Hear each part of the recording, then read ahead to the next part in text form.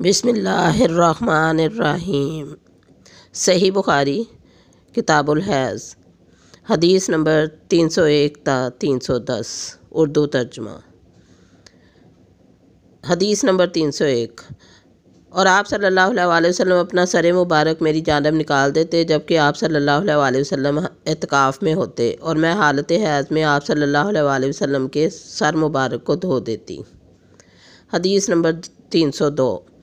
حضرت عائشہ رضی اللہ تعالیٰ عنہا سے ہی روایت ہے، انہوں نے فرمایا کہ ہم ازواج میں سے جب کوئی حیض سے ہوتی، اسی حالت میں رسول اللہ صلی اللہ علیہ وسلم ہمارے ساتھ استراحت کا ارادہ فرماتے تو آپ صلی اللہ علیہ وسلم ازار باندھنے کا حکم دیتے، باوجود یہ کہ حیض جوش میں ہوتا، پھر آپ صلی اللہ علیہ وسلم اس کے ساتھ استراحت فرماتے۔ حضرت عائشہ رضی اللہ تعالیٰ عنہا نے فرمایا کہ تم میں سے ایسا کون ہے جو نبی صلی اللہ علیہ وسلم کی طرح اپنی خواہش پر کنٹرول کرنے والا ہو۔ اس حدیث کو شیبانی سے بیان کرنے میں خالد اور جریر نے علی بن مسر کی مطابقت کی ہے۔ حدیث نمبر 303۔ حضرت میمونہ رضی اللہ تعالیٰ عنہا سے روایت ہے، انہوں نے فرمایا کہ رسول اللہ صلی اللہ علیہ وسلم اپنی ازواج میں سے کسی کے ساتھ استراحت فرمانا یعنی مل کر سونا چاہتے اور وہ حائضہ ہوتی تو آپ صلی اللہ علیہ وسلم کے حکم سے وہ ازار باندھ لیتی۔ اس حدیث کو سفیان نے شیبانی سے بیان کیا ہے۔ حدیث باب نمبر 6، حائضہ عورت کا روزہ چھوڑ دینا۔ حدیث نمبر 304۔ حضرت ابو سعید خدری رضی اللہ تعالیٰ عنہ سے روایت ہے، انہوں نے کہا کہ رسول اللہ صلی اللہ علیہ وسلم عید الفطر یا عید الاضحیٰ کے دن عیدگاہ تشریف لے گئے، پھر آپ صلی اللہ علیہ وسلم کا گزر عورتوں پر ہوا تو آپ صلی اللہ علیہ وسلم نے فرمایا، اے عورتوں کے گروہ، تم صدقہ دیا زیادہ کیا کرو کیونکہ میں نے تمہاری اکثریت جہنم میں دیکھی ہے۔ وہ بولیں، یا رسول اللہ صلی اللہ علیہ وسلم ایسا کیوں ہے؟ آپ صلی اللہ علیہ وسلم نے فرمایا، تم لعنت بہت کرتی ہو اور اپنے خامن کی ناشکری کرتی ہو۔ میں نے تم سے زیادہ کسی کو دین و عقل میں نقص رکھنے کے باوجود پختہ رائے مرد کی عقل کو لے جانے والا نہیں پایا۔ انہوں نے عرض کی کہ اللہ کے رسول صلی اللہ علیہ وسلم، ہماری عقل اور دین میں نقصان کمی کیا ہے؟ آپ صلی اللہ علیہ وسلم نے فرمایا، کیا عورت کی گواہی مرد کی نصف گواہی کے برابر نہیں؟ انہوں نے کہا، بے شک ایسا ہی ہے۔ آپ صلی اللہ علیہ وسلم نے فرمایا، یہی اس کی عقل کا نقصان ہے۔ پھر آپ صلی اللہ علیہ وسلم نے فرمایا، کیا یہ حقیقت نہیں کہ جب عورت کو حیض آتا ہے تو وہ نہ نماز پڑھتی ہے نہ روزہ رکھتی ہے؟ انہوں نے کہا، ہاں یہ تو ہے۔ آپ صلی اللہ علیہ وسلم نے فرمایا، بس یہی عورت کے دین کا نقصان یعنی کمی ہے۔ باب نمبر 7، حائضہ کا طواف کعبہ کے سوا دیگر مناسک حج ادا کرنا۔ ابراہیم نخعی نے فرمایا کہ حائضہ عورت کے لیے آیت پڑھنے میں کوئی مذائقہ نہیں۔ حضرت ابن عباس رضی اللہ تعالیٰ عنہ جنبی کے لیے قرآن کریم پڑھنے میں کوئی حرج خیال نہیں کرتے تھے۔ نبی صلی اللہ علیہ وسلم اپنی تمام اوقات میں اللہ کا ذکر کیا کرتے تھے۔ حضرت عطیہ رضی اللہ تعالیٰ عنہ فرماتی ہیں کہ عید کے دن حائضہ عورتوں کو بھی باہر نکلنے کا حکم ہوتا تھا، وہ بھی مردوں کی طرح تکبیرات پڑھتی تھیں اور دعا کرتی تھیں۔ حضرت ابن عباس رضی اللہ تعالیٰ عنہ نے فرمایا، انہیں حضرت ابو سفیان رضی اللہ تعالیٰ عنہ نے بتایا کہ ہرقل نے نبی صلی اللہ علیہ وسلم کا نامہ مبارک طلب کیا، اسے پڑھا، اس میں لکھا تھا، شروع اللہ کے نام سے جو بڑا مہربان انتہائی رحم کرنے والا ہے۔ اے اہل کتاب، ایک ایسے کلمے کی طرف آ جاؤ جو ہمارے اور تمہارے درمیان مشترک ہے کہ ہم اللہ کے سوا کسی کی عبادت نہ کریں اور کسی کو اس کا شریک نہ ٹھہرائیں۔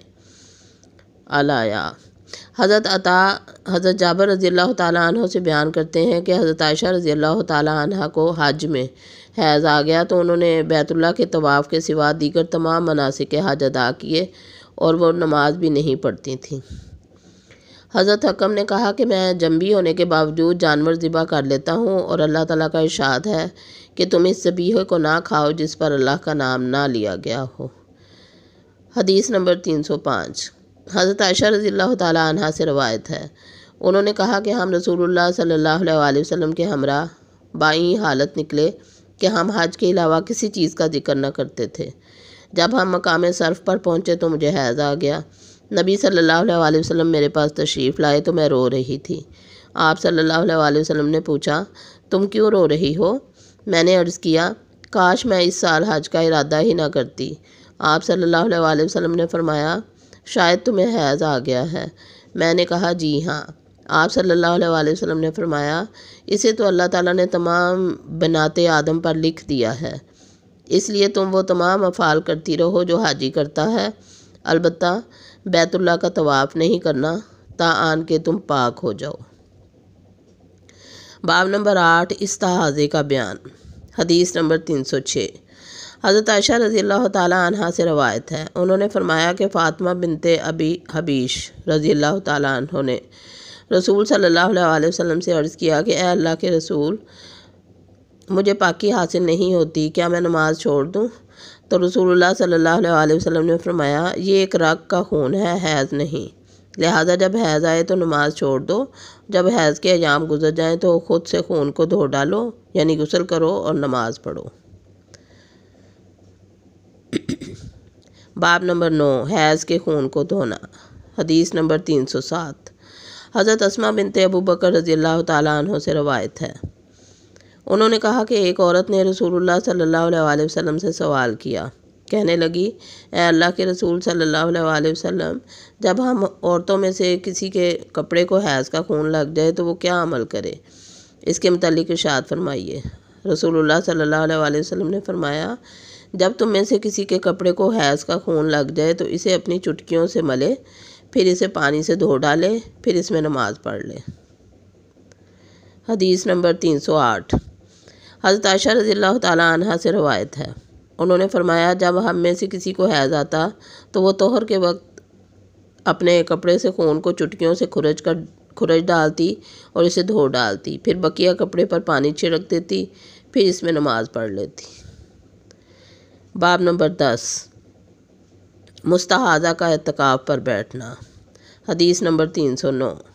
حضرت عائشہ رضی اللہ تعالیٰ عنہ سے روایت ہے کہ نبی صلی اللہ علیہ وسلم کے ساتھ آپ صلی اللہ علیہ وسلم کی ازواج مطہرات میں سے کسی ایک نے اعتکاف کیا، جبکہ وہ استحاضہ میں مبتلا تھیں۔ وہ اکثر خون دیکھتی رہتیں اور عام طور پر وہ اپنے نیچے خون کی وجہ سے تشت رکھ لیا کرتی تھیں۔ راوی حدیث حضرت اکرمہ نے کہا کہ کسی تقریب میں حضرت عائشہ رضی اللہ تعالیٰ عنہ نے قسم کا پانی دیکھا تو فرمایا یہ تو ایسا معلوم ہوتا ہے جیسے فلاں صاحبہ کو استحاضہ کا خون آتا ہے۔ حدیث نمبر 310۔ حضرت عائشہ رضی اللہ تعالیٰ عنہ ہی سے روایت ہے، انہوں نے فرمایا کہ رسول اللہ صلی اللہ علیہ وسلم کے ہمراہ آپ کی ایک اہلیہ نے اعتکاف کیا تو وہ خون اور زردی دیکھتی تھیں، تشت ان کے نیچے ہوتا اور وہ اسی حالت میں نماز پڑھتی تھیں۔ وما علینا الا البلاغ۔ اللہ حافظ۔